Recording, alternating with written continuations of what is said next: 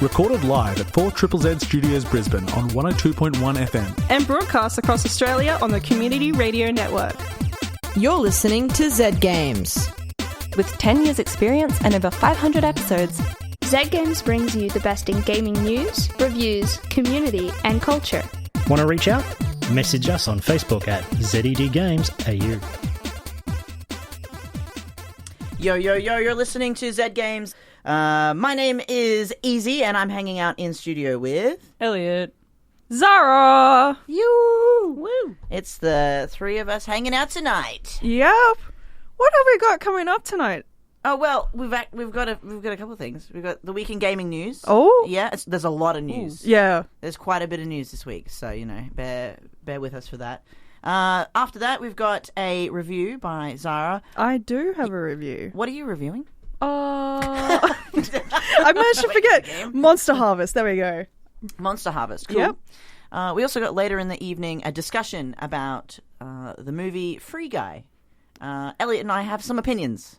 I've heard that you have some thoughts and feelings about it. Yes. Yep. Yeah. I'm very excited to hear about them. Yeah, that'll be later in the evening. We will feel free as us guys to share feelings on Free Guy. Anyway, I think without further ado, we're going to jump straight into the week in gaming news because there's quite a bit. So let's do that. Let's go. This week in gaming news. Nintendo's Direct announcement. This week's Nintendo Direct announced a stack of new Animal Crossing content coming in the free 2.0 update. Long-awaited Brewster will be serving coffee at the Roost, new boat tours with Captain, cooking, farming, gyroids, and so much more. However, with some of the content spoiled by data mining as early as 16 months ago, the announcement has left some gamers jaded. In the same Direct, Nintendo announced the Animal Crossing Happy Home Paradise DLC, and its inclusion in the Nintendo Switch Online expansion pack. While the DLC includes long-awaited jobs for Animal Crossing, it also carries the Nintendo 64 and Sega Genesis emulation and libraries, including the games Super Mario 64, The Legend of Zelda Ocarina of Time, Banjo-Kazooie, Echo the Dolphin, Streets of Rage 2 and Sonic 2 to name but a few. Later that same day, the pricing of the expansion pack was released, with it costing another $30 on top of the current yearly subscription plan. The video announcing this is currently the most downvoted video on the official Nintendo YouTube channel with over 80,000 dislikes at the time of writing. In other Sega news, with last month's closure of the legendary Ikebukuro Sega store after 3 decades of operation, it was rumoured to mark the beginning of the end of the golden age of arcade gaming. However, on October 16, Sega announced via Twitter the opening of the new Ikebukuro store to open Friday, October 22nd, and teased more surprises to come. Console truce. In further console news, a report from Hub Entertainment Research shows more people than ever owning both a PlayStation and Xbox, with over a third of respondents reporting to own both. And for those searching for those online consoles, Sony has created an online lottery for those still clamouring to buy a PS5 in the US. By registering their PSN account through Sony, they can choose to elect either the standard or digital edition. Sony then will allocate available stock through quoted previous interests and PlayStation activities, and will inform people via email when their console is available for purchase. For those waiting for an Xbox Series X or Xbox Mini Fridge, sadly you're out of luck, with US, UK and Europe selling out of the fridge within 30 minutes of release, and the Xbox Series X still hard to find in Australia except through scalpers on eBay. New home for NFT-based games. On October 15th, Age of Rust developer Space Pirate announced that Steam was kicking all blockchain games off the platform, including Age of Rust, due to Valve extending the policy to ban games with items with real-world monetary value to include NFTs. While Valve has not made an official statement, Steamworks onboarding rules and guidelines have been updated, now stating that applications built on blockchain technology that issue or allowed exchange of cryptocurrencies or NFTs should not be published on Steam. Epic Games' Tim Sweeney announced the next day via Twitter that the Epic Games Store would allow NFT titles but not cryptocurrencies, with a caveat that they will follow relevant laws, disclose their terms, are age-rated appropriately, and use their own systems to process payments. Accreditation and unionisation. The long-awaited Metroid Dread's release has been marred by developer Mercury Steam refusing to credit employments who worked on the project for less than 25% of the game's development time. Mercury Steam stated that those who had significant creative and or technical contributions were credited even when they did not meet the 25% minimum. Other developers have faced similar criticism, with Ubisoft relegating former Far Cry 6 devs to the special thanks section of the credits. In other business news, Paizo, publisher of the Pathfinder series, a popular tabletop pencil and paper RPG, have had over 30 of their employees form the United Paizo Workers Union after the firing of Zahra Marie for undisclosed reasons. After the fallout, Paizo president Jeff Alvarez promised vague improvements. The union's press release claims cover-ups by those at the top that workers are underpaid and subjected to untenable crunch conditions on a regular basis. The union urges management to voluntarily recognise the union as it pushes for real changes at the company. Now for some upcoming games. On Thursday the 21st, try the 2D biopunk point-and-click Grobot, or travel the sands and seas of Sands of Aura, both coming to PC. Also, Victorian puzzle platformer Tandem, A Tale of Shadows, is coming to PC, PS4, Xbox One, and Switch. The third in the Dark Pictures anthology, House of Ashes, comes to PC, PlayStation, and Xbox on the 22nd. On Tuesday the 26th, release your inner necromancer with the roguelike The Unliving, or the Antique Restorer Within in Workshop Simulator, both coming to PC. Marvel's Guardian of the Galaxy also comes out on the same day for PC, PlayStation, Xbox, and Switch. And finally, on Thursday the 28th, Age of Empires 4 is coming to PC and Game Pass. The fifth of the Fatal Frame series, Made in Blackwater, comes to the PC, PS4, Xbox One, and Switch. And the extreme multiplayer sports game Riders Republic comes to PC, PlayStation, Xbox, and Stadia. In community announcements, Springfield Gamers are organising an event to encourage veterans, serving personnel and their families to check out gaming as a hobby. They are a face-to-face gaming club for gamers of board games, tabletop games, and role-playing games. The event is free for general admission, with a range of demo games like Kings of War and Gaslands, a board games library, and tournaments of Warhammer 40k, Flames of War, and Team Yankee happening alongside modelling tutorials. The event will take place on Saturday the 23rd of October from 9am to 5pm at the YMCA Springfield Central. If you're interested, head over to our Facebook page at ZED Games AU for more information on this or any of our other stories. And that's all this week in gaming news. Thank you so much, Toby, for the week in gaming news. There's so much happening. Oh my god, it's so full on. It's just... Yeah, Animal Crossing. I'm so keen. Froggy Chair. Froggy Chair. Froggy Chair is coming back, everybody. Froggy Chair is coming back. It's a good year. It's a good... Please explain Froggy Chair. Froggy Chair is a chair that looks like a frog. Wow, okay. It's very simple. It's a green chair and it's got like a smiley frog face on it, and it was in previous games, and people just sort of latched on to Froggy Chair before New Horizons came out, and it was just like, then Froggy Chair wasn't in the game, and everyone was just like, this is absolutely tragic. I've never been so upset. I was holding on to this. So now Froggy Chair is actually coming in, and everyone's very excited, and the year is saved. How many more new characters are there? Supposed to be like 4? No, there's like 14?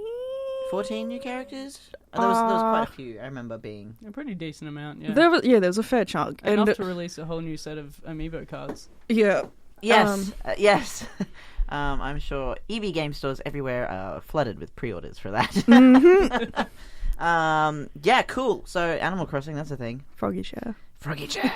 Don't worry about anything else. Like literally nothing else is important. It's just Froggy Chair. Froggy Chair, Cap'n, Brewster, new characters, new locations. Is there more customization for I think there's going to be more customization options for your island for major furniture items like your lighthouse. You said coffee shop, right? Coffee shop. Yes. Yeah, the coffee shop exciting. Yes, that is cool. It looks very wholesome. The roost. I'm very excited to see Brewster again. I miss that pigeon. I can go on about this. The whole show is just Animal Crossing.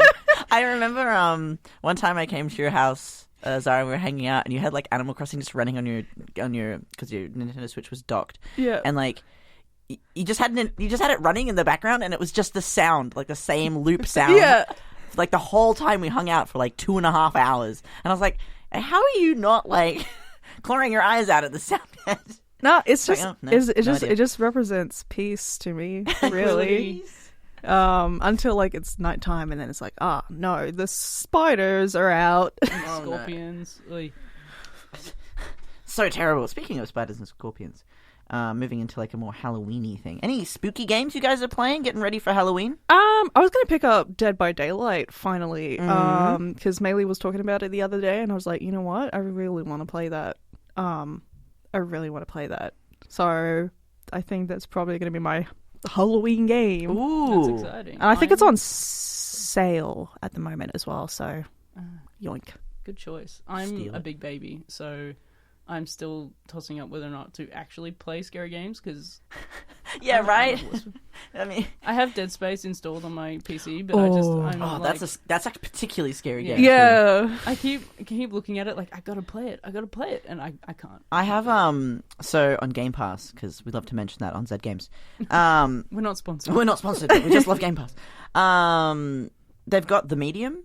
That does look cool. And it looks really, really awesome. Another game that I'm looking at potentially playing is A Plague Tale, which is exclusively to PS5. But yes, I'm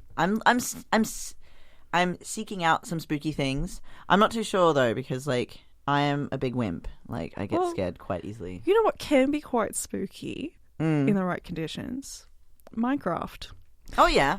You mean the dungeons one? You just walk past a cave and it makes some really weird ambience noise. And it's the most terrifying thing on the planet.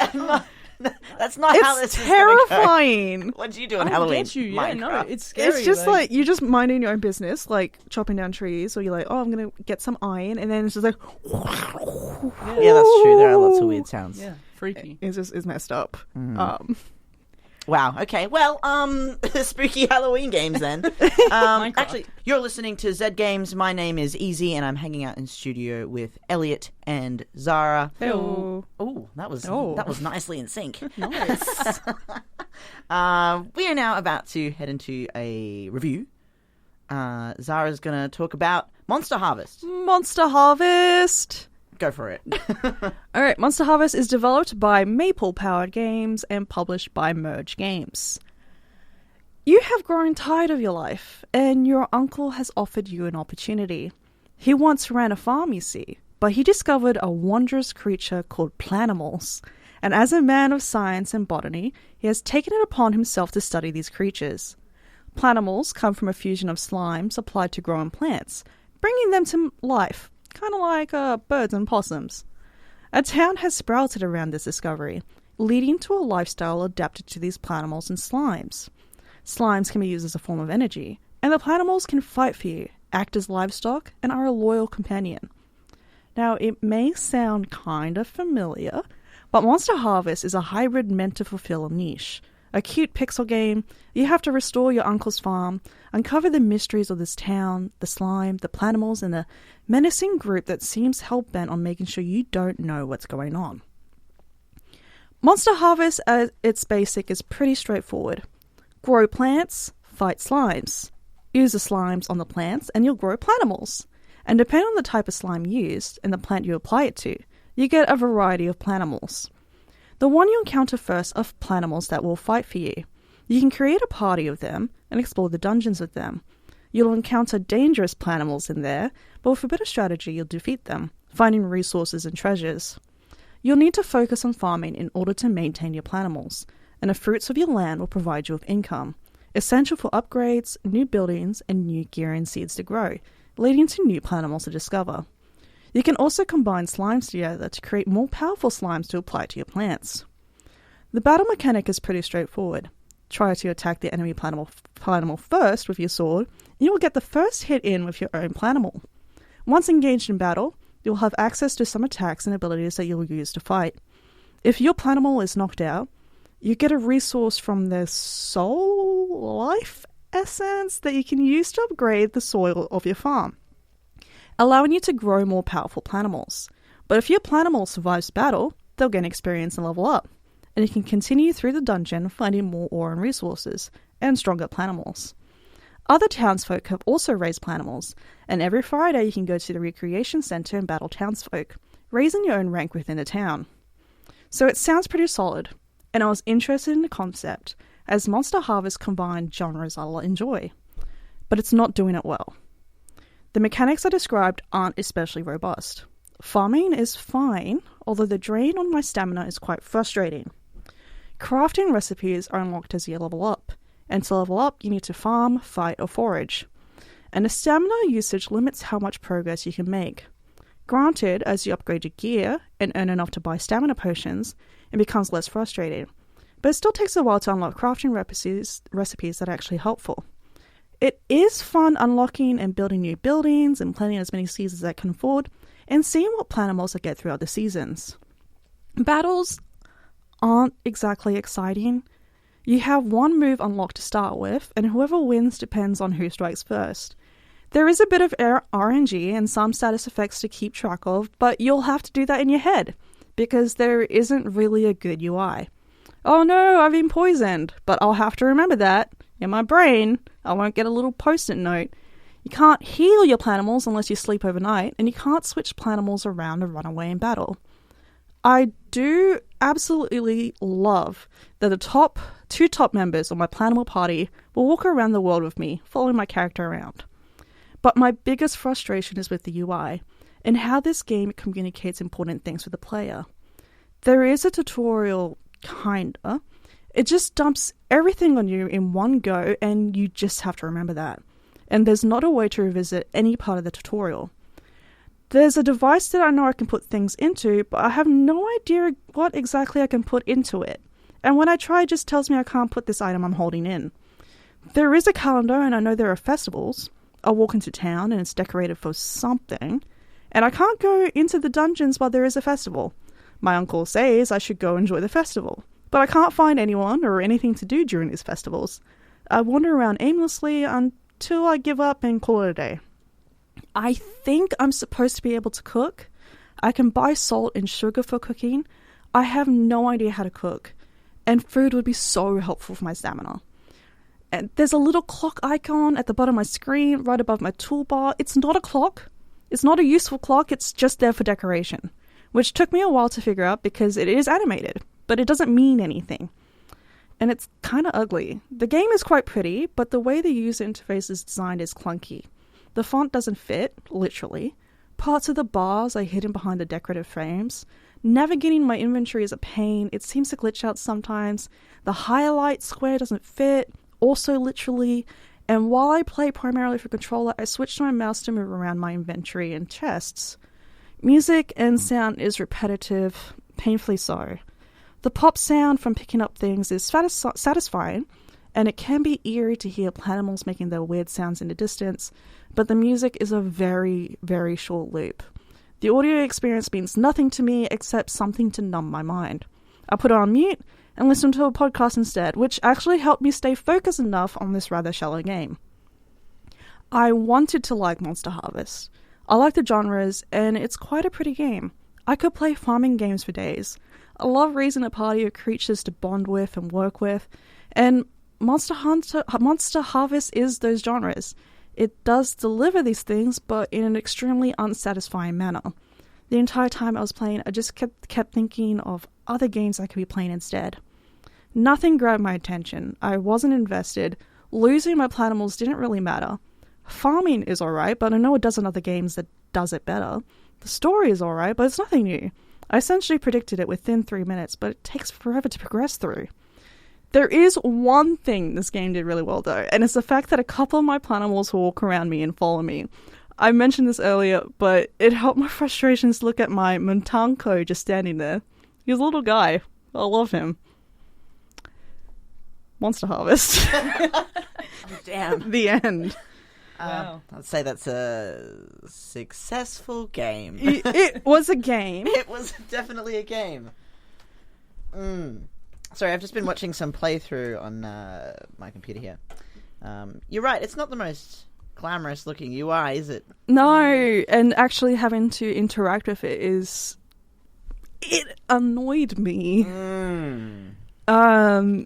Not the best Pokemon sim you've played. Not the best Pokemon sim, not the best Stardew Valley sim, even though like the story is pretty much some mashup between the two. it was just disappointing, really. Aww. It's probably the first game in a while that I've played where it just felt like a chore. So yeah, that's not great. I mean, there's other Pokemon Sims that have done sort of well, like Temtem. Yeah, I haven't played that one, but it's resounding reviews, and it's still only in its beta phase. They still haven't actually done a proper release for it. Yeah, but like I said, it just felt really shallow. Like it was trying to do the most basic to be this mashup between like the farming sim and sort of Pokemon kind of thing, but it just didn't do much with that. So it was just trying to pass as that category. Yeah. And then tick the boxes and walk away. With some like pretty pixel art. I mean, the pixel art's not bad. Yeah, I liked it. I was just kind of like, nice trees, nice grass. I love my little creatures. And then I actually had to play the game. I was just like, okay, I wish I was playing something else. Well, that was Bleak. Yeah. Yeah. Yeah, I don't. Yeah. Well, that's Monster Harvest. Where can you play it if you'd like to play it? You can get it on Steam, and also the Nintendo Switch. It's available now. If you wanted to check it out for yourself, by all means, do that with caution. Yeah, you've been warned. You're listening to Zed Games. My name is Ezie, and I'm hanging out in studio with Elliot and Zahra. Hello. There we go. I knew it was going to happen again. We are now about to have a discussion, aren't we, Elliot? We are. Yeah, about a film. Interestingly enough, that is about games also. I mean, you would hope so. Yes, I mean, kind of. Because as far as I'm concerned, I don't really know other than what's really game about it, other than the references it makes. Because I'm not particularly happy with this film. It's called Free Guy. Yeah, it's Free Guy is an American science fiction action comedy. Recently come out. It's quite a big deal. It's also produced by Ryan Reynolds, who's also happens to star in the film with Jodie Comer, who is from Killing Eve, and then there's also Joe Keery from Stranger Things, and then there's Taika Waititi, yeah. And he's fantastic. He's probably the best part of the whole movie, to be honest. Yeah. But it's a very popular film. It's 92% Google likes. People really like Free Guy. So much so that there's going to be a sequel, apparently. Which can I say something briefly about that? Yes. I don't understand, because that goes against everything the film speaks about. The film itself is very critical of sequels, and like they create something original. Yes, they create something original, and they actually they show the consequences of having just sequels and stuff at the end of the film, as opposed to having something original. Do you two want to just give us a quick summary of what Free Guy is about? Yeah, we'll tell you. Okay, so it's so Ryan Reynolds plays as a bank teller who is an NPC, which is a non-playable character, and his name is Guy. He's set in this open-world video game and becomes the hero of the story, trying to save his friends from deletion by the game's creator, which is Jodie Comer and Joe Keery. As there's the IRL side of the game, and then there's the in-the-game universe, which is where Ryan Reynolds' character is set in. He's set in Free City, which is the name of the game that's in the film. There are going to be spoilers, just to FYI. If no one's seen Free Guy, I will be mentioning some things that may give away aspects to the movie, but I will not give away the ending, ultimately, because I mean, I'm not cruel. To be fair. Yeah. In the first 5 minutes. There were elements of the film that just didn't need to happen. There was, the main protagonist is featured as Ryan Reynolds, but in actual fact, it's Jodie Comer.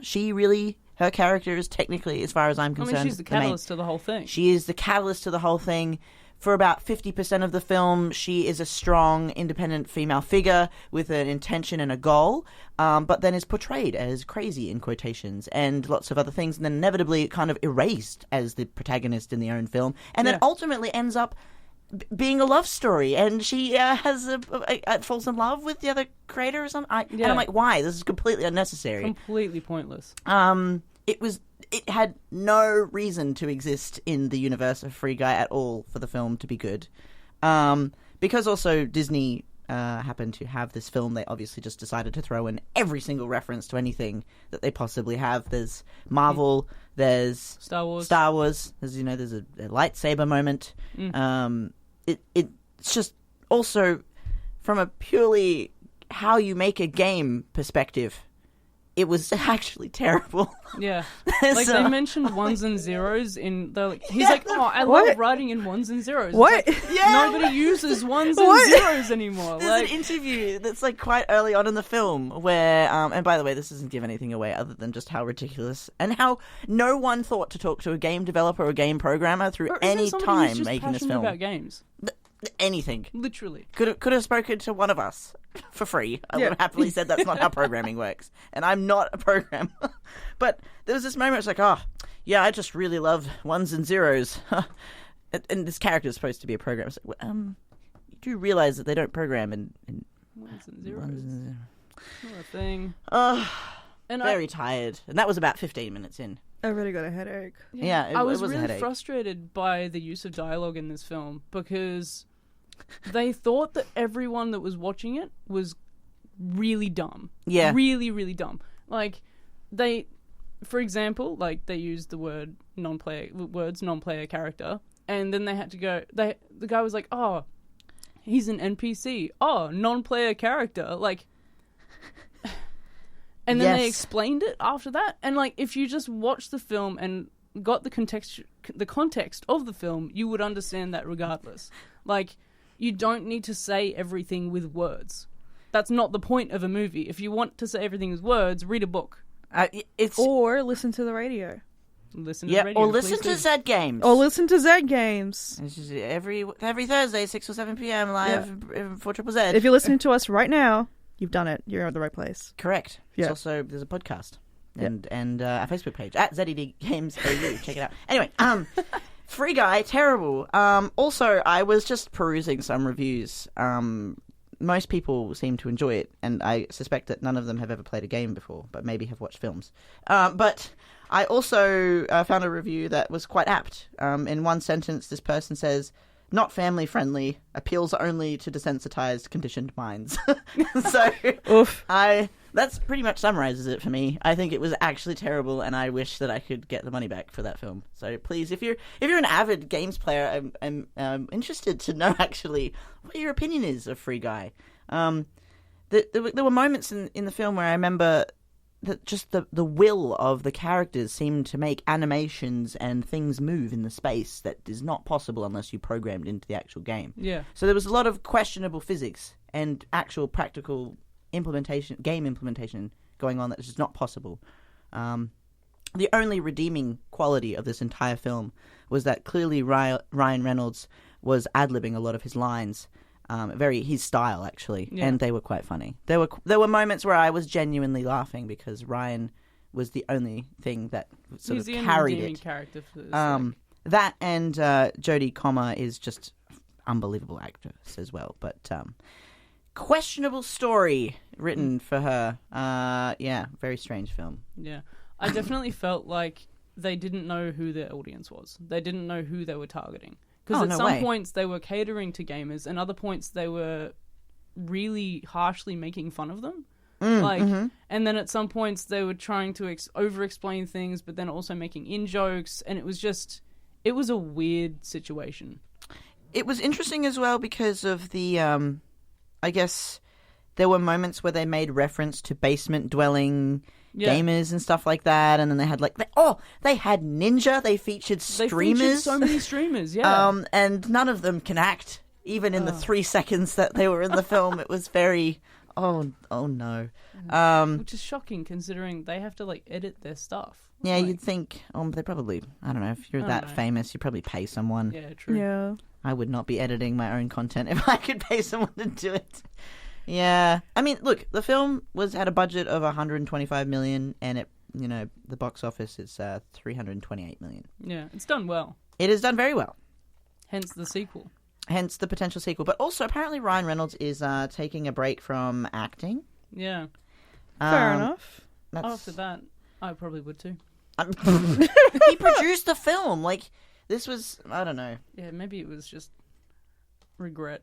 It was regret. Maybe he just needed to think about some stuff after that, you know? Yeah, just need some time. I needed a moment. But I can think of a group of people who I absolutely want to watch this movie with because I know that it'll be upsetting for them. It is on Disney Plus, so if you have Disney Plus, you do not have to pay for it. Yeah. That's what I did. You people know who you are. Listening out there. Yes, you can watch it on Disney Plus. If you enjoy Ryan Reynolds and potentially some comical moments with Channing Tatum, I recommend Free Guy. If you like to burn potentially 2 hours of your life, 115 minutes to be exact, for no real reason, watch Free Guy. Yeah. I mean, it's a turn your brain off. It is a turn your brain off film. Dumb movie. Yeah.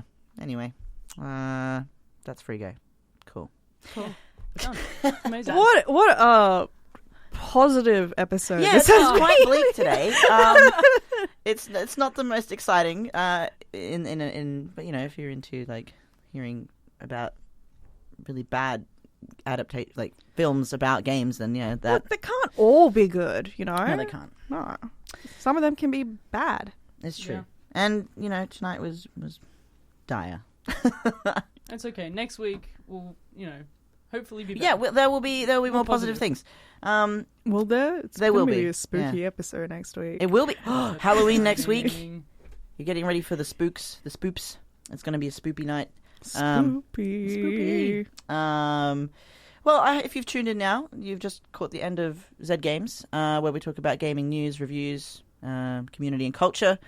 If you liked anything that you heard this evening and you'd like to hear it again, if you'd like to hear us complain more again about Monster Harvest or other things, head over to the Z Games Facebook page at ZEDGamesAU. Check it all out there. We also post lots of gaming memes. Also, our podcast goes up, lots of our written content as well, and written reviews. We have a bit of a blast. So, check it all out there. On that note, we're going to head off. I'm out of here. See you later. Think of Froggy Chair. Froggy chair. Bye. Bye. Thanks for listening to Z Games. If you'd like to listen to more, check out our podcast on Spotify. Or follow us on social media at ZEDGamesAU. See you next time.